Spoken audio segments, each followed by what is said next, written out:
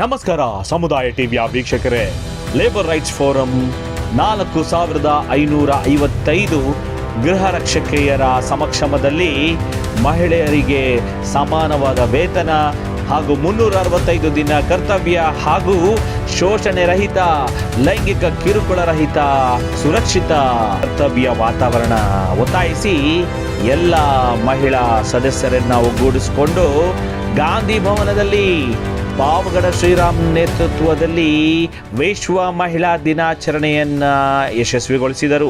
ಕರ್ತವ್ಯಕ್ಕೋಸ್ಕರ ನಾವು ಹೋರಾಟ ಮಾಡ್ತಾ ಇದ್ದೀವಿ. ಈ ಹೋರಾಟ ಏನಕ್ಕೆ ಅಂತಂದರೆ, ನಾವು ದಿನಗೂಲಿಗಳು ಆಗ್ಬಿಟ್ಟಿದ್ದೀವಿ ಸರ್. ಏನಂತಂದರೆ, ಇವತ್ತು 3 ತಿಂಗಳು ಡ್ಯೂಟಿ ಕೊಟ್ಟರೆ 3 ವರ್ಷ ಡ್ಯೂಟಿ ಕೊಡಲ್ಲ.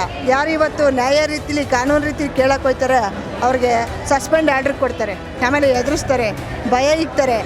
ಮತ್ತು ಇನ್ನೊಂದು ಏನಂದರೆ, ಸರ್ಕಾರಕ್ಕೆ ನಾವು ಇದನ್ನ ಅಭಿನಯಿಸ್ಕೊಂಡು ಮಾಡ್ಕೋತಾ ಇದೀವಿ. ಯಾಕೆಂತಂದ್ರೆ ನಮ್ದು ಏನೇ ಒಂದು ಹೋರಾಟ ಬರಲಿ ಯಾರು ಕೈ ಜೋಡಿಸಲ್ಲ. ರಾಜ್ಯದಲ್ಲಿ ಇರತಕ್ಕಂಥ 27,000 ಗೃಹ ರಕ್ಷಕರು ಸಹ ತಮ್ಮ ಸೇವೆಯನ್ನ ಅತ್ಯುನ್ನತವಾಗಿ ಪರಿಶುದ್ಧವಾಗಿ ಮಾಡ್ತಾ ಇದ್ದಾರೆ. ಆದರೆ ಅವರಿಗೆ ಸಿಗಬೇಕಾದಂಥ ಸಮಾನವಾದ ವೇತನ ಸಿಗುತ್ತಿಲ್ಲ. ಅವರಿಗೆ ಶೋಷಣೆ ಹೆಚ್ಚಾಗುತ್ತಿದೆ. ಮೇಲಾಧಿಕಾರಿಗಳು ಅವರನ್ನು ಮನೆ ಕೆಲಸಕ್ಕೆ ಬಳಸಿಕೊಳ್ಳುತ್ತಿದ್ದಾರೆ. ಪೊಲೀಸ್ ಇಲಾಖೆ ಮಾಡುವಂಥ ಎಲ್ಲ ಕೆಲಸಗಳನ್ನು ಮಾಡುತ್ತಿದ್ದರೂ ಅವರಲ್ಲಿ ನೀಡುವಂತಹ ಸ್ವಲ್ಪವಾದರೂ ಸವಲತ್ತು ನೀಡುತ್ತಿಲ್ಲ. ಹಾಗಾಗಿ ಮುಂದಿನ ದಿನಗಳಲ್ಲಿ ಇದೇ 27ನೇ ತಾರೀಕು ಅಧಿವೇಶನದಲ್ಲಿ ಮಾನ್ಯ ಮುಖ್ಯಮಂತ್ರಿಗಳಾದ ಸಿದ್ದರಾಮಯ್ಯನವರು ಕೂಡಲೇ ಬಜೆಟ್ ಅನುದಾನ ಮೀಸಲಿಟ್ಟು 27,000 ಗೃಹ ರಕ್ಷಕರ ಬೇಡಿಕೆಗಳನ್ನು ಈಡೇರಿಸಬೇಕು ಎಂದು ಒತ್ತಾಯಿಸಿದರು. ಬಂದು ಗಂಡ ಮಕ್ಕಳು ತಾಯಿ ತಂದೆಯವರು ಏನೂ ಮಾಡಿಲ್ಲ, ಅವ್ರು ಸತ್ತದ್ದೇ ಮಾಫಿ ಆಗ್ಬಿಟ್ಟೈತೆ.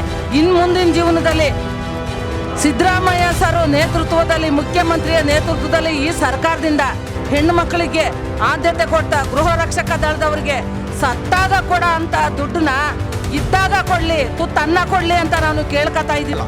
ಇಲ್ಲದೆ ಹೋದ ಪಕ್ಷದಲ್ಲಿ ಮುಂದಿನ ದಿನಗಳಲ್ಲಿ ಸಮಸ್ತ 27,000 ಗೃಹ ರಕ್ಷಕರನ್ನ ಫ್ರೀಡಂ ಪಾರ್ಕ್ನಲ್ಲಿ ಸಮಾವೇಶಗೊಳಿಸಿ ಬೃಹತ್ ಹೋರಾಟವನ್ನ ಮಾಡಲಾಗುವುದು ಎಂದು ಸಮಿತಿಯ ಪದಾಧಿಕಾರಿಗಳು, ಮಹಿಳಾ ಗೃಹ ರಕ್ಷಕಿಯರು ಹಾಗೂ ಪಾವಗಡ ಶ್ರೀರಾಮ್ರವರು ಸಮುದಾಯ ಟಿವಿಗೆ ತಿಳಿಸಿದರು.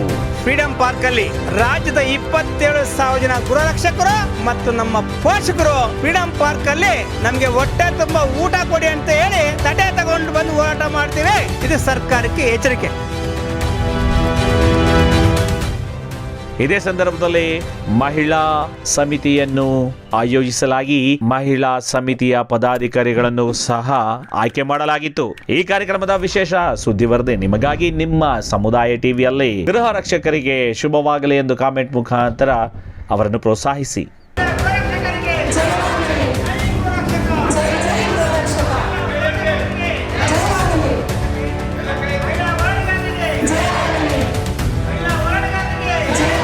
ನಮಸ್ಕಾರ ಸಮುದಾಯ ಟಿವಿಯ ವೀಕ್ಷಕರೇ, ತಾಯಿಯನ್ನ ಹೆಣ್ಣನ್ನ ಪ್ರಕೃತಿ ಜೊತೆಗೆ ಹೋಲಿಸ್ತೇವೆ. ಯಾಕೆ ಅಂತಂದ್ರೆ ಪ್ರಕೃತಿ ಮಾತೆ ಹೇಗೆ ನಿಸ್ವಾರ್ಥವಾಗಿ ಸಕಲ ಜೀವರಾಶಿಗಳಿಗೂ ಕೂಡ ಜನ್ಮವನ್ನು ನೀಡಿ ಆ ಜನ್ಮದ ಜೊತೆಗೆ ಆ ಜೀವನ ಸಾರ್ಥಕತೆಯಾಗಿ ಬಾಳೋದಕ್ಕೆ ಏನು ಬೇಕೋ ಎಲ್ಲ ಸವಲತ್ತುಗಳನ್ನು ನೀಡ್ತಾರೆ. ಹಾಗೆ ಭಾರತ ದೇಶದ ಹೆಣ್ಣುಮಗಳು ಮುಖ್ಯವಾಗಿ ಜನ್ಮ ನೀಡುವುದರ ಜೊತೆಗೆ ಎಲ್ಲ ಕ್ಷೇತ್ರಗಳಲ್ಲೂ ಕೂಡ ನಾನು ಕೂಡ ಪುರುಷನಿಗಿಂತ ಯಾವುದೇ ರೀತಿಯಲ್ಲಿ ಕಡಿಮೆ ಇಲ್ಲ ಅನ್ನುವ ಹಾಗೆ ದುಡಿದು ಆ ದುಡಿಮೆಯನ್ನ ಇಡೀ ಕುಟುಂಬದ ಸರ್ವಾಂಗೀಣ ಬೆಳವಣಿಗೆಗೆ ಬಳಸುವಂಥ ಏಕೈಕ ಜೀವಿ ಯಾವುದಾದ್ರೂ ಇದೆಯೇ ಈ ಒಂದು ಭೂಮಿಯಲ್ಲಿ ಅಂದರೆ ಅದು ಹೆಣ್ಣು. ಹೆಣ್ಣು ಅಂದರೆ ಒಂದು ಶಕ್ತಿ, ಹೆಣ್ಣು ಅಂದರೆ ಒಂದು ಮಾತೆ, ಹೆಣ್ಣು ಅಂದರೆ ಇಡೀ ಸಕಲ ಜೀವರಾಶಿಗಳಿಗೂ ಕೂಡ ಶಕ್ತಿಯನ್ನು ನೀಡುವಂತಹ ದೇವತೆ. ಹಾಗಾಗಿ ನಮ್ಮಲ್ಲಿ ಯತ್ರ ನಾರಿಯಂತೂ ಪೂಜ್ಯಂತೆ ತತ್ರ ರಮಂತೆ ದೇವತಾ ಅಂತ ಹೇಳ್ತಾರೆ.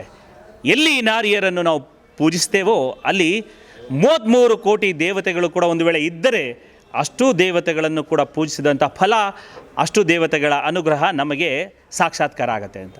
ಮತ್ತು ವಿಶ್ವ ಮಹಿಳಾ ದಿನಾಚರಣೆಯ ಒಂದು ಮುಂದಾಳತ್ವ ವಹಿಸಿರ್ತಕ್ಕಂಥ ನಮ್ಮೆಲ್ಲರ ಅಚ್ಚುಮೆಚ್ಚಿನ ಪಾವಗಡ ಶ್ರೀರಾಮ್ರವರಿಂದ ಮತ್ತಷ್ಟು ಮಗದಷ್ಟು ಈ ಸುದ್ದಿನದ ವಿಚಾರಗಳನ್ನು ಕೇಳಿ ತಿಳ್ಕೊಳ್ಳೋಣ. ಸರ್ ನಮಸ್ಕಾರ. ಸರ್ ಸಮಸ್ತ 7 ಕೋಟಿ ಕನ್ನಡರಿಗೆ ವಿಶ್ವ ಮಹಿಳಾ ದಿನಾಚರಣೆಯ ಶುಭಾಶಯಗಳು. ಕರ್ನಾಟಕ ರಾಜ್ಯದಲ್ಲಿ 27,000 ಜನ ಗೃಹರಕ್ಷಕರಲ್ಲಿ 4,000 ಜನ 550 ಜನ ನಮ್ಮ ಮಹಿಳಾ ಗೃಹರಕ್ಷಕರು ಇವತ್ತು ಬೆಂಗಳೂರು ಮಹಾನಗರದಲ್ಲಿ ವಿಶ್ವ ಮಹಿಳಾ ದಿನಾಚರಣೆ ಕಾರ್ಯಕ್ರಮವನ್ನು ಹಮ್ಮಿಕೊಂಡಿದ್ದಾರೆ. ಆ ಎಲ್ಲ ನನ್ನ ತಾಯಿಯಂದಿರಿಗೂ ಕೂಡ ಶುಭಾಶಯಗಳು. ಮಾನ್ಯ ಸರ್ಕಾರಕ್ಕೆ ಕೂಡ ನಾವು ಬಹಳ ನೋವಿನ ಕೂಗನ್ನು ಮುಟ್ಟಿಸಕ್ಕೆ ಈ ದಿನದಲ್ಲೇ ಕೇಳ್ಕೊತ ಇದ್ದೀವಿ. ಮಾನ್ಯ ಮುಖ್ಯಮಂತ್ರಿ ಸಿದ್ದರಾಮಯ್ಯ ಸಾಹೇಬ್ರೆ, ಈ ವಿಶ್ವ ಮಹಿಳಾ ದಿನಾಚರಣೆಯಲ್ಲಿ ಬಹಳ ಮುಖ್ಯವಾದ ಬೇಡಿಕೆ ಸರ್ಕಾರದ ವ್ಯವಸ್ಥೆಯಲ್ಲಿ ಏನು ಆಡಳಿತದಲ್ಲಿ ಎಲ್ಲ ನೌಕರಿಗೂ ಅದರಲ್ಲಿ ಮಹಿಳೆಯರಿಗೆ ಏನೆಲ್ಲ ಸವಲತ್ತು ಕೊಟ್ಟಿದ್ದೀರಿ ಆ ಎಲ್ಲ ಸವಲತ್ತುಗಳು ಕೂಡ ನಮ್ಮ ಗೃಹರಕ್ಷಕರಿಗೆ ಈ 27ನೇ ತಾರೀಕಂದು ಸಿಗಬೇಕಂತೇಳಿ ಸರ್ಕಾರಕ್ಕೆ ಮೊಟ್ಟ ಮೊದಲನೇ ಒತ್ತಾಯ ಮಾಡ್ತಾ ಇದ್ದೀವಿ. ಕರ್ನಾಟಕ ರಾಜ್ಯ ಸರ್ಕಾರ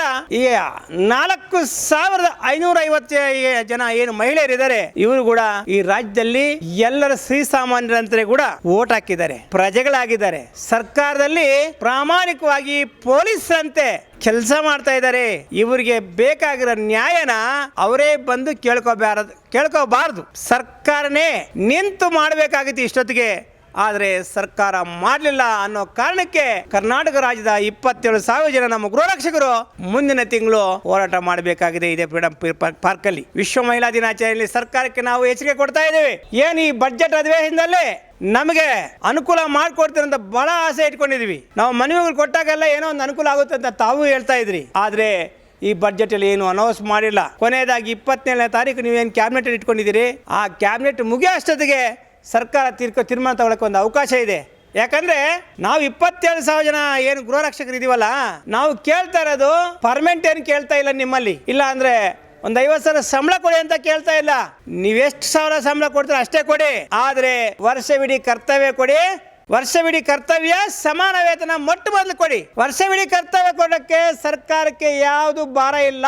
ಕಾರಣ ಏನಪ್ಪಾ ಅಂದ್ರೆ, ಈಗ ನಮ್ಮನ್ನ RTO ಆಫೀಸಲ್ಲಿ ಕೆಲಸಕ್ಕೆ ಕಳಿಸ್ತೀರಿ, ಅಬಕಾರಿ ಕೈಲೇ ಕೆಲಸಕ್ಕೆ ಕಳಿಸ್ತೀರಿ, ಪ್ರವಾಸೋದ್ಯಮದಲ್ಲಿ ಕೆಲಸಕ್ಕೆ ಕಳಿಸ್ತೀರಿ. ನೀವು ಯಾವ್ಯಾವ ಡಿಪಾರ್ಟ್ಮೆಂಟ್ ಅಲ್ಲಿ ವಿಧಾನಸೌಧ MS ಬಿಲ್ಡಿಂಗ್ ಇಡೀ ಎಲ್ಲಿ ನಮ್ಮನ್ನ ಕಾವಲು ಹಾಕ್ತಿರಲ್ಲ, ಮತ್ತೆ ಏನೆಲ್ಲ ಕೆಲ ಡ್ಯೂಟಿ ಮಾಡಿಸ್ತಿರಲ್ಲ ಚುನಾವಣೆಗೆ ಮತ್ತೊಂದಕ್ಕೆ, ಎಲ್ಲಿ ಕಲಿಸಿದ್ರೆ ಅಬಕಾರಿ ಕಳಿಸಿದ್ರೆ ಅಬಕಾರಿ ಕಲಿಯೋರು ನಮ್ಗೆ ಸಂಬಳ ಕೊಡ್ತಾರೆ. ಆದ್ರಿಂದ ಸರ್ಕಾರಕ್ಕೆ ಹೊರೆ ಆಗಲ್ಲ, ಭಾರ ಆಗಲ್ಲ, ಬಡ್ಜೆಟ್ ಭಾರ ಆಗಲ್ಲ. ನಾವು ಏನಪ್ಪ ಇವ್ರು ವರ್ಷ ವಿಡ್ತಿ ಕರ್ತವ್ಯ ಕೊಟ್ರೆ ಮತ್ತೆ ಸರ್ಕಾರಕ್ಕೆ ಏನಾದ್ರು ಭಾರ ಆಗುತ್ತೆ ಅನ್ನೋದಕ್ಕೆ ನಿಮ್ಗೆ ಸರ್ಕಾರ ಭಾರ ಇಲ್ಲ. ಅಲ್ಲಿ ಬೇರೆಯವರಿಗೆ ನೀವು ಪ್ರೈವೇಟ್ ಏಜೆನ್ಸಿಗಳು ಕೊಡೋ ಬದಲು ನಮ್ಗೆ ಕೊಡ್ತೀರ ಅಷ್ಟೇ. ಹಂಗಾಗಿ ಸರ್ಕಾರಕ್ಕೆ ಹೊರೆ ಆಗಲ್ಲ. ವರ್ಷವಿಡೀ ಕರ್ತವ್ಯ ಕೊಟ್ರೆ ಸರ್ಕಾರಕ್ಕೆ ಹೊರೆ ಆಗಲ್ಲ ಅನ್ನೋದು ಇನ್ನೊಂದು ಉದಾಹರಣೆ ಕೊಡ್ತೀನಪ್ಪ ಅಂದ್ರೆ, ನೀವು ಹಾಸ್ಪಿಟಲ್ ಆಗಲಿ, ರಾಜ್ಯದ ಯೂನಿವರ್ಸಿಟಿಗಳಾಗಲಿ, ಸ್ಮಾರಕಗಳಲ್ಲಿ ಆಗಿ ಏನು ಪ್ರೈವೇಟ್ ಏಜೆನ್ಸಿಯಿಂದ ಸೆಕ್ಯೂರಿಟಿ ಹಾಕಿದ್ರಲ್ಲ, ಅಲ್ಲಿ ಏಜೆನ್ಸಿಗೆ ನೀವು ಸಂಬಳ ಕೊಡಬೇಕು, ಏಜೆನ್ಸಿಗೆ ದುಡ್ಡು ಕೊಡಬೇಕು. ಏಜೆನ್ಸಿ ಅವರು ಸೆಕ್ಯೂರಿಟಿ ಏಜೆನ್ಸಿಗಳು ಪ್ರೈವೇಟ್ ಅವ್ರು ಏನ್ ಮಾಡ್ತಿರ್ತಾರಪ್ಪ ಅಂದ್ರೆ, ಅವ್ರಿಗೊಂದು ಆಫೀಸು, ಅವ್ರಿಗೊಂದು ಇನೋವಾ ಕಾರು, ಅವ್ರಿಗೆಲ್ಲ ವ್ಯವಸ್ಥೆ ಮಾಡ್ಕೊಂಡು ಆದ್ಮೇಲೆ ಆ ಸೆಕ್ಯೂರಿಟಿ ಗಾರ್ಡ್ಗಳು ಸಂಬಳ ಕೊಡ್ತಾರೆ. ಎಷ್ಟು ಕೊಡ್ತಾರೆ ನಿಮ್ಗೆ ಗೊತ್ತು. ಈಗ ನಾವು ಆಗ್ಲೇ ಅಪಾಯಿಂಟ್ ಆಗಿದೀವಲ್ಲ, ನಮಗೆ ಆ ಡ್ಯೂಟಿ ಕೊಟ್ರೆ ನಿಮಗೆ ಒಂದು ತಿಂಗಳಿಗೆ 90 ಕೋಟಿಗೂ ಹೆಚ್ಚು ಸರ್ಕಾರಕ್ಕೆ ಉಳಿತಾಯ ಆಗುತ್ತೆ. 12 ತಿಂಗಳಿಗೆ ಎಷ್ಟಾಯ್ತು ನೋಡಿ. ನಿಮ್ಗೆ ಅಷ್ಟು ಉಳಿತಾಯ ನಮ್ಗಿರೋದ್ರಿಂದ ನಿಮ್ಗೆ ಬಡ್ಜೆಟ್ ಹೊರೇನೂ ಆಗಲ್ಲ. ಯಾಕೆ ಮೀನಾಮೇಷ ಹೇಳ್ತಾ ಇರ್ತೀರಿ ನೀವು ವರ್ಷ ಪೂರ್ತಿ ಕರ್ತವ್ಯ ಕೊಡಕ್ಕೆ? ಇದು ಈ ಕೂಡಲೇ ಮಾನ್ಯ ಸಿದ್ದರಾಮಯ್ಯ ಅವರು 27ನೇ ತಾರೀಕು ಒಳಗಡೆ ನೀವು ತೀರ್ಮಾನ ತಗೊಳ್ಳೋಕೆ ಅನುಕೂಲ ಆಗುತ್ತೆ. 27ನೇ ತಾರೀಕು ನೀವು ತೀರ್ಮಾನ ತಗೊಂಡಿಲ್ಲ ಅಂದ್ರೆ ಮುಂದಿನ ತಿಂಗಳಲ್ಲಿ ಫ್ರೀಡಂ ಪಾರ್ಕ್ ಅಲ್ಲಿ ರಾಜ್ಯದ 27,000 ಜನ ಗೃಹರಕ್ಷಕರು ಮತ್ತು ನಮ್ಮ ಪೋಷಕರು ಫ್ರೀಡಂ ಪಾರ್ಕ್ ಅಲ್ಲಿ ನಮ್ಗೆ ಹೊಟ್ಟೆ ತುಂಬಾ ಊಟ ಕೊಡಿ ಅಂತ ಹೇಳಿ ತಟೆ ತಗೊಂಡು ಬಂದು ಹೋರಾಟ ಮಾಡ್ತೀವಿ. ಇದು ಸರ್ಕಾರಕ್ಕೆ ಎಚ್ಚರಿಕೆ. ಮಾನ್ಯ ಸಿದ್ದರಾಮಯ್ಯ ಅವರು ಬಡವರ ಮುಖ್ಯಮಂತ್ರಿ ಇದ್ದೀರಿ, ಅಹಿಂದ ಮುಖ್ಯಮಂತ್ರಿ, ದಲಿತರ ಮುಖ್ಯಮಂತ್ರಿ, ಅದರಲ್ಲೂ ಕೂಡ ಮಹಿಳೆಯರಿಗೆ ಒಳ್ಳೆ ಕೊಡುಗೆ ಕೊಟ್ಟಿದ್ದೀರಿ. ಇಷ್ಟೆಲ್ಲ ಕೊಡುಗೆ ಕೊಟ್ಟಿರೋರು ನಾವೇನು ಗೃಹರಕ್ಷಕರು ಏನ್ ಶ್ರೀಮಂತರ? ನಾವೇನು ಲ್ಯಾಂಡ್ ಲಾರ್ಡ್ಸಾ? ಇಲ್ಲ ಅಂದ್ರೆ ನಾವೇನಾದ್ರೂ ಅಧಿಕಾರಿಗಳ ಅಧಿಕಾರಿಗಳ ಮಕ್ಕಳಾಗಿದೆ. ನಾವ್ ಯಾಕೆ ಸ್ವಾಮಿ ಈ ಕೆಲಸಕ್ಕೆ ಬರ್ತಾ ಇದೀವಿ? ಮಾನ್ಯ ಮುಖ್ಯಮಂತ್ರಿಗಳೇ, ನಾವು ಬಡವರೇ ಆಗಿರೋದ್ರಿಂದ ಈ ಕೆಲಸಕ್ಕೆ ಬರ್ತಾ ಇದೀವಿ. ಎಲ್ಲ ಬಡವರಿಗೂ ಅನುಕೂಲ ಮಾಡ್ತಾ ಇರೋ ಮಾನ್ಯ ಮುಖ್ಯಮಂತ್ರಿಗಳು, ನಾವು ಕೇಳ್ತಾ ಇರ್ತೀವಿ ಸಮಾನ ವೇತನಗೆ ಸ್ಪಷ್ಟವಾಗಿ ಕೇಳ್ತಾ ಇದ್ದೀವಿ. ಸಮಾನ ವೇತನ ನೀವು ಕೊಟ್ಟಿಲ್ಲ ಅಂದ್ರೆ ಇಲ್ಲಿ ಮಧ್ಯವರ್ತಿಗಳ ದಾಂಧಲೆ ಆಗುತ್ತೆ. ನೀವು ಒಂದು ಕಡೆ 24,000 ವೇತನ ಕೊಡ್ತಾ ಇದ್ದೀರಿ, ಇನ್ನೊಂದು ಕಡೆ 18,000 ಕೊಡ್ತಾ ಇದ್ದೀರಿ, ಇನ್ನೊಂದು ಕಡೆ 15,000 ಕೊಡ್ತಾ ಇದ್ದೀರಿ. 4,000 ವೇತನ ಕೊಡಬೇಕು ಪೊಲೀಸ್ ಸ್ಟೇಷನ್ಗೆ ಅಂದ್ಕೊಂಡ್ರೆ ಅವಾಗ ಏನ್ ಮಾಡ್ತಾರೆ ಅವರು? ಎಲ್ಲಿ ನಮಗೆ ಪೊಲೀಸ್ ಸ್ಟೇಷನ್ ಡ್ಯೂಟಿ ಆಗ್ಬೇಕಪ್ಪ ಅಂದ್ರೆ ಈ ಬೆಂಗಳೂರು ನಗರದಲ್ಲಿ 5,000 ಸಂಬಳ ಕೇಳ್ತಾ ಇದ್ದಾರೆ, 5,000 ಲಂಚ ಕೇಳ್ತಾ ಇದ್ದಾರೆ. ನೋಡಿ, 5,000 6,000 ಜನ ಇಲ್ಲಿ ಕೆಲಸ ಮಾಡ್ತಾ ಇದೀವ. ತಿಂಗಳ 5,000 ಲಂಚ ಕೊಟ್ರೆ ಎಷ್ಟು ದುಡ್ಡು ಅವ್ರಿಗೆ ಹೋಯ್ತು ಹೇಳಿ? ಸರ್ಕಾರ ದುಡ್ಡು ನೇರವಾಗಿ ನಮ್ಮ ಗೃಹರಕ್ಷಕರಿಗೂ ಸೇರ್ತಾ ಇಲ್ಲ, ಸರ್ಕಾರಕ್ಕೂ ಅನುಕೂಲ ಆಗ್ತಾ ಇಲ್ಲ, ಮಧ್ಯವರ್ತಿಗಳಿಗೆ ಲಂಚದ ರೂಪದಲ್ಲಿ ಪಾಲಾಗುತ್ತೆ. ಅದ್ರ ಬದಲು ನೀವು ಸಮಾನ ವೇತನ ಎಲ್ಲರಿಗೂ 24,000 ಅಂತ ಮಾಡಿ, ಆವಾಗ ಲಂಚ ದುಡ್ಡು ಸರ್ಕಾರಕ್ಕೆ ಉಳಿಯುತ್ತಲ್ಲ. ಮತ್ತೆ ಲಂಚ ನಿಲ್ಲಿಸೋದೆ ನಮ್ಮ ಹೋಮ್ ಗಾರ್ಡ್ಸ್, ನಮ್ಮ ಗೃಹ ರಕ್ಷಕ ಕೆಪಾಸಿಟಿ ಇದೆ. ಅವ್ರಿಗೆ ಹೊಟ್ಟೆ ತುಂಬ ಊಟ ಕೊಡಿ, ಕೈ ತುಂಬ ಸಂಬಳ ಕೊಡಿ. ಲಂಚದ ವ್ಯವಹಾರನ ಇಡೀ ರಾಜ್ಯದಲ್ಲಿ ನಿಲ್ಲಿಸಿಲ್ಲ ಅಂದ್ರೆ ಕೇಳಿ. ಎಷ್ಟೋ ಜನ ಲಂಚಾಧಿಕಾರಿಗಳನ್ನ ಜೈಲಿಗೆ ಕಳಿಸಿರೋದು ನಮ್ಮ ಗೃಹ ರಕ್ಷಕರು. ಇದು ಪ್ರಾಮಾಣಿಕವಾಗಿ ತಿಳಿಸ್ತಾ ಇದ್ದೀವಿ. ಅವರು ಪ್ರಾಮಾಣಿಕವಾಗಿ ಕೆಲಸ ಮಾಡ್ತಾ ಇದ್ದಾರೆ. ಅವ್ರಿಗೆ ಹೊಟ್ಟೆ ತುಂಬ ಊಟ ಕೊಡಿ, ಕೈ ತುಂಬ ಸಂಬಳ ಕೊಡಿ. ಅದಕ್ಕೆ ಮುಖ್ಯವಾಗಿ ಆ ಹೊಟ್ಟೆ ತುಂಬ ಊಟ ಕೊಡಬೇಕು, ಕೈ ತುಂಬ ಸಂಬಳ ಸಿಗಬೇಕು ಅಂದ್ರೆ ಈಗೇನು ವರ್ಷಕ್ಕೆ 3 ತಿಂಗಳು ಡ್ಯೂಟಿ. ಆ ವರ್ಷಕ್ಕೆ 3 ತಿಂಗಳು ಡ್ಯೂಟಿಯಿಂದ ಏನಾಗುತ್ತೆ ಹೇಳಿ? ನೀವು ಕೊಡ್ತಾ ಇರೋ ವರ್ಷಕ್ಕೆ 3 ತಿಂಗಳು ಡ್ಯೂಟಿ ನೇರವಾಗಿ ಕಂಟಿನ್ಯೂಸ್ ಆಗಿದೆ. ಜನವರಿ, ಫೆಬ್ರವರಿ, ಮಾರ್ಚ್ ಅಂತ ಕೊಡ್ತಾ ಇಲ್ಲ. ನಿಮ್ ಡ್ಯೂಟಿ ಯಾವಾಗಿರುತ್ತೆ? Election time. ನಿಮ್ ಡ್ಯೂಟಿ ಯಾವತ್ತು? ಸರ್ಕಾರ ಡ್ಯೂಟಿ. ಮತ್ತೆ ರಾಷ್ಟ್ರೀಯ ಹಬ್ಬಗಳು, ರಂಜಾನ್, ದಸರಾ, ಯುಗಾದಿ, ಬೇರೆ ಬೇರೆ ಇಂಥ ಹಬ್ಬಗಳಿಗೆ ಮಾತ್ರ, ಜಾತ್ರೆಗಳಿಗೆ ಮಾತ್ರ ಕೊಡ್ತಾ ಇರ್ತೀರ ಡ್ಯೂಟಿ. ಆವಾಗ ನಾವು ಬೇರೆ ಕೆಲಸಕ್ಕೆ ಹೋಗಕ್ಕಾಗಲ್ಲ, ಈ ಕೆಲಸ ಮುಂದುವರ್ಸಕ್ಕಾಗಲ್ಲ. ಒಂದ್ ವೇಳೆ ಎಲ್ಲಾದ್ರೂ ಕೂಲಿ ಹೋಗ್ತಾ ಇರ್ತೀವಿ, ಆ ಕೂಲಿ ಬಿಟ್ಟು ಮತ್ತೆ ಇದೇ ಕೆಲಸಕ್ಕೆ ಬರ್ಬೇಕು ನಾವು. ಮತ್ತೆ ಇಷ್ಟೆಲ್ಲ ಅನ್ಯಾಯ ಆಗ್ತಾ ಇದೆ. ಈ ಅನ್ಯಾಯ ಆಗಬಾರ್ದು ಅಂದ್ರೆ ವರ್ಷ ಪೂರ್ತಿ ಕರ್ತವ್ಯ ಕೊಡಿ.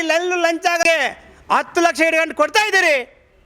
ಅದೇ ರೀತಿ ನಮ್ಮ ಯಾವುದೇ ಗೃಹ ರಕ್ಷಕರು ನಿವೃತ್ತಿ ಆದಾಗ 10 ಲಕ್ಷ ಇಟ್ಕೊಂಡು ಕೊಡ್ಬೇಕಂತೇಳಿ ಸರ್ಕಾರಕ್ಕೆ ಒತ್ತಾಯ ಮಾಡ್ತಾ ಇದ್ದೀವಿ. ಜೈ ಗೃಹ ರಕ್ಷಕ.